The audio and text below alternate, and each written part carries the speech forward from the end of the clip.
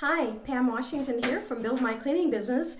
So today we're going to cover one of my favorite topics. People ask me this all the time.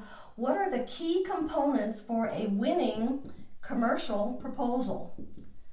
Okay, so winning commercial proposal. What does that look like? So there are a couple of components that it is critical that you make sure to include. The very first one is you need to demonstrate to your prospect that you understand what their pain or problem is. They do not care about all of the features and benefits of your business. They only care about that as it relates to their pain or problem. And in order for people to make the decision to buy, they need first to feel understood. It does not matter whether or not they understand you, but they do need to feel that you understand them. So it's critical that you do this throughout the proposal process, but specifically in your proposal, you need to include some sort of listing and reference to their problem and their pain. And then you need to be able to tie your solution specifically to their pain. So you need to be able to show how what you do is going to solve their problem. So again, if you're talking about your processes and your systems, make sure that you tie it specifically to something that's important to them, not that you're just spouting off about how wonderful your company is in a general way. And then the other really key component is that you address and that you overcome their objections. You cannot simply ignore their objections. Their objections are valid. You need to show that you recognize them, that you know what they are, and not only do you do that by addressing them, but you overcome them. So if, for example, you think they're going to have objections around your price, you need to be able to demonstrate why your price makes sense for them, how paying more is going to solve their problem, how the current problem that they have with regard to quality or reliability or whatever it is in fact tied to a low price. So you have to address and overcome their objections. Okay, so now I want to talk just a little bit about what are some of the things that you specifically want to include. What does it look like? So there are 3 different levels that I'm going to talk about.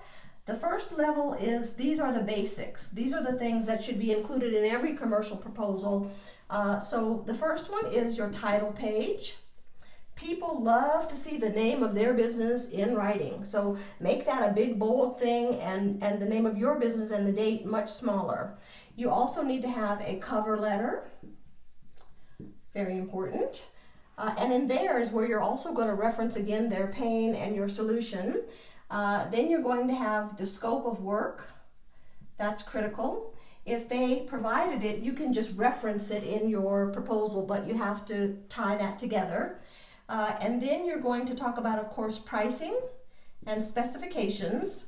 And specifications is very specific. Who's going to do what, who's responsible for what and when. And your pricing terms, like that you're getting paid in advance and how you're going to be getting a raise every year, all of those kinds of things. And then, of course, you want your conclusions and summary. That's really important. And again, that's where you're going to reference their pain and your solution. So these are sort of the basic things that you have to include. The next category is what I call supplemental. So depending on the size of the contract and the level of detail in which you want to go, you may also sometimes include some supplemental information, which may be things like certificates of insurance, copies of your license, and maybe letters of recommendation or references. Okay, so that's supplemental. And then you have what I call icing. If it's a really, prime and you want to have a little icing on the cake, you might talk about things like your quality control program in a very simple way, a half a page summary. You might talk about your HR and training processes.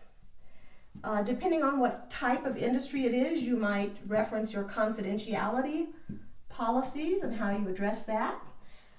If it's a big giant thing and there's going to be a long period of transition, You may want to include a transition schedule to show that you're able to easily and seamlessly transition into this account.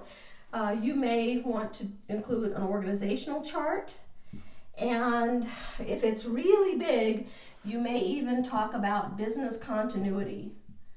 You know, your emergency plan and what will happen to the business should something happen to you. Now, don't get carried away with this icing stuff, okay? You don't need to be including this icing stuff on every single, you know, $5,000 a month proposal that you do. But I just kind of wanted to give you an overview of what is, you know, the minimum, what is the supplemental, and then if it's a really big deal and you really kind of want to go wild and really make a great impression. But more importantly, don't forget the other items that we talked about, which were understanding their pain, tying your solution to their pain, and what was that last one? Oh, addressing and overcoming objections.